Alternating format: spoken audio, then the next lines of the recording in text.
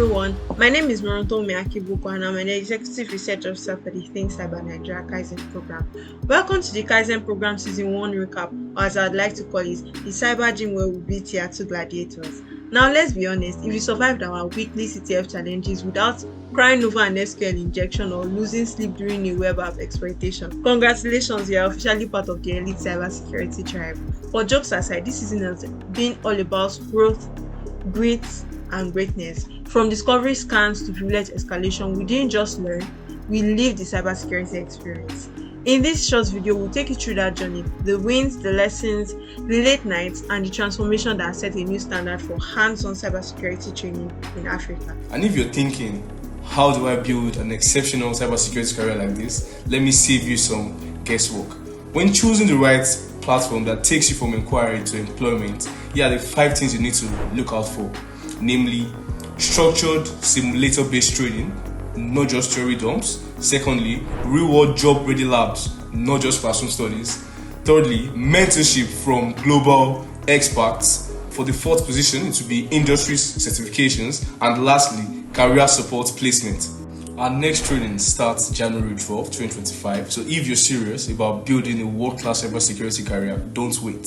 The journey to becoming a Tier 2 cyber gladiator starts here. So sit back, plug in your red team and blue team mindset, and let's dive into the Kaizen Season 1. Welcome to the presentation. I'll begin with the overview.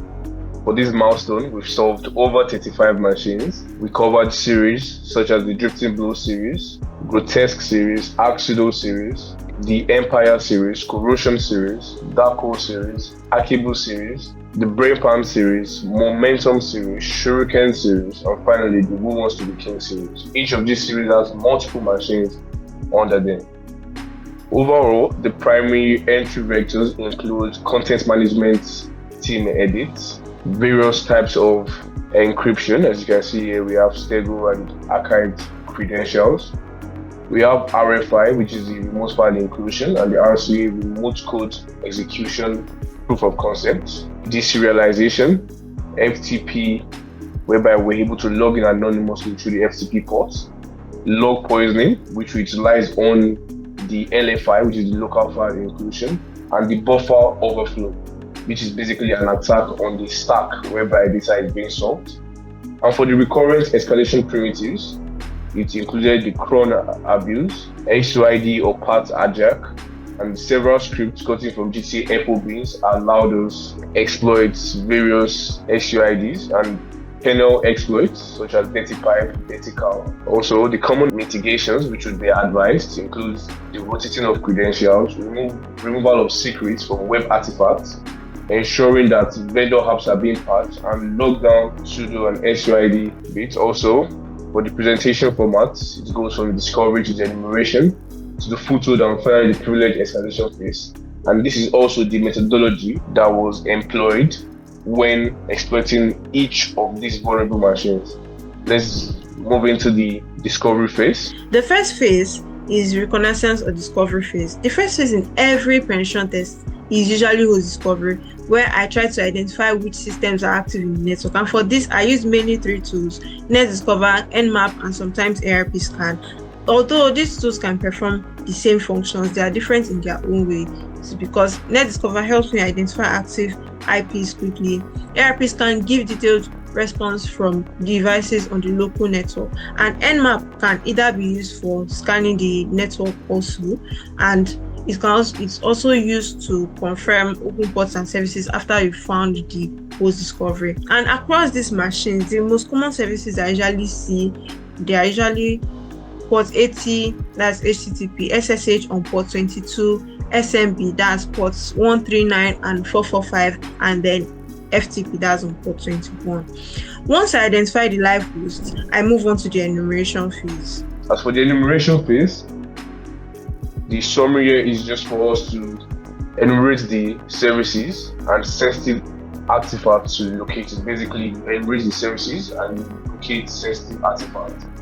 So for here, for the Drifting Blows one, for example, we found the robots.txt file, and here we found an int for the SSH credentials. With this, we didn't require any brute force as we've already found the SSH credential details from the robots.txt file.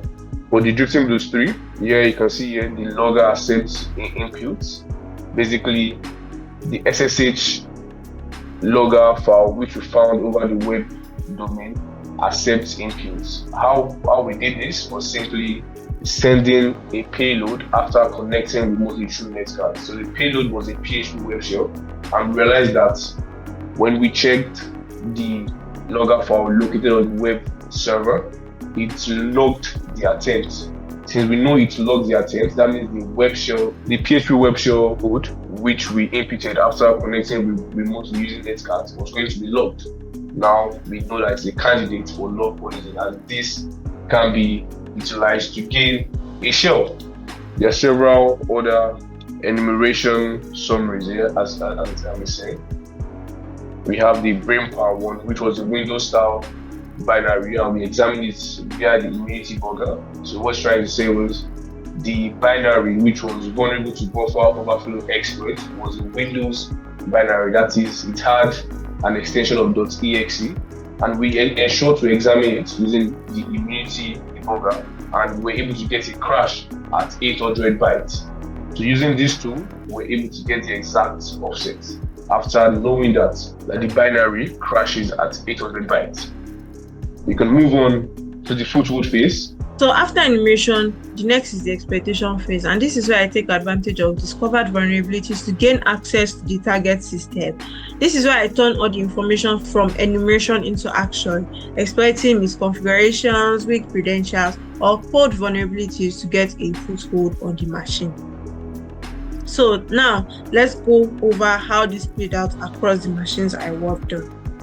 For breakouts, authenticated web mean port 20,000 as cyber, and then it led to web terminal command execution and reverse shell via Netcard. Then for looping 1, I decoded a base 58 SSH private key and then cracked the passphrase and SSH as x64. For correction 1, the expectation was local file inclusion plus log injection, which gave me remote code execution, which then I used to establish a reverse shell via Netcard. For who wants to be king 1, I extracted the string Dracarys and I was able to SSH in as Daenerys.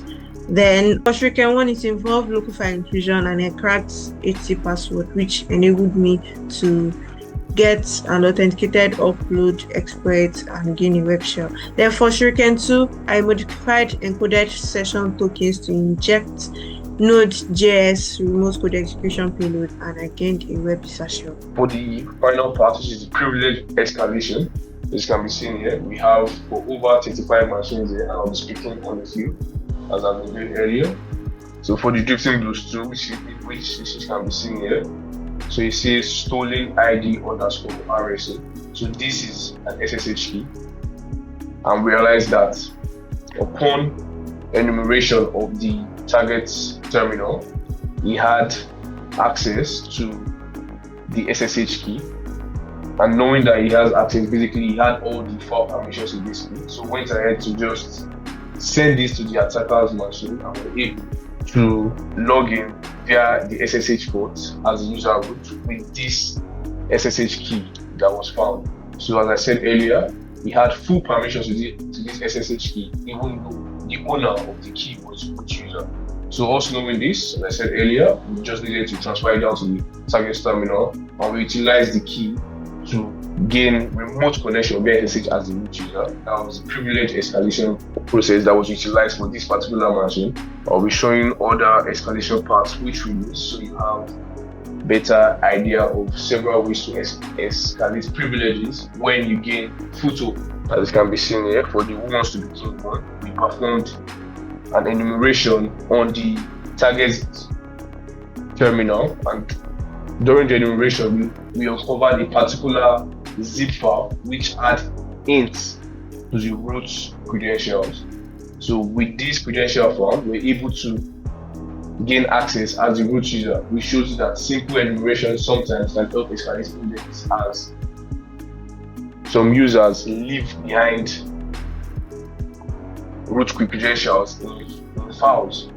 You can see here also for the alien CTF, we use the CPU limit vector basically we exploited the CPU limit. So CPU limit was a binary, and we found this after enumerating all the binaries that the particular target had privileges to, and we're able to exploit this with script found from GTF openings, and after exploiting it, we're able to gain access as a root user. Mapping the attack vectors to real-world incidents. I have 5 real-world incidents here that are of recent times, and this map to most of our machines, the attack vectors found in the machines that we exploited. So first is the pseudo chain root privilege escalation. It was a local privilege escalation which was exploited in mid-2025. It lets low privilege users get root through pseudo misconfigurations, and this relates to our lab machines like Breakout, Looping One, Hack Sudo LP, and Hack Sudo NDMs, which all showed similar pseudo or SCID abuse paths. Then the Oracle Business Suite 0-day, which was from September to October 2025, showed how attackers remotely exploited enterprise software for extortion. It maps to Corrosion 2, Hack Sudo 1, Aragog, Drifting Blue 7, where remote code execution gave full system control. Then the Salesforce/SaaS extortion campaign by Shiny Hunters in 2025 showed token and credential theft in the cloud. It connects to Momentum 1, Momentum 2, Shuriken 2, and Drifting Blues 5, which all focus on cloud or token abuse. Then the Okta support incident, which was from October 2023 to February 2024, highlighted risks from leaked support tokens and logs. It maps to Momentum 1, Momentum 2, Shuriken 2, and Hack Sudo LP, which showed how exposed session tokens can lead to system compromise. Then the XZ utils backdoor, which was disclosed on March 2024, it had the malicious upstream maintainer to supply chain RC backdoor in libzima, and it maps to the machines that hold to Hack Sudo, Proxima Centurion, and who was P1. So in this particular milestone, we uncovered several attack vectors, and one thing I'm going to tell you is these CTFs reveal recurring exploitation paths, that is, weak entry points followed by privilege escalation. And for the first one, we have the pseudo or SUID abuse, and here you can see we have 12 of our machines at this particular attack vector. The next one is going to be the LFI, which is the local file inclusion or remote code execution chains, which is 7 machines in total. For the binary exploitation, we have 4 machines. For the container or NFS escape, so this is the network file system, we have 3 machines. Credential leaks, we had 5 machines, and other vectors included 5, in which these other vectors included FTP misconfigurations. FTP is file transfer protocol, outdated kernel or toolkit versions. When choosing the right platform that takes you from inquiry to employment, here are the 5 things you need to look out for, namely structured simulator-based training, not just theory dumps. Secondly, real-world job-ready labs, not just classroom studies. Thirdly, mentorship from global experts. For the 4th position, it will be industry certifications. And lastly, career support placement. Our next training starts January 12, 2025. So if you're serious about building a world-class cybersecurity career, don't wait. The journey to becoming a Tier 2 cyber gladiator starts here.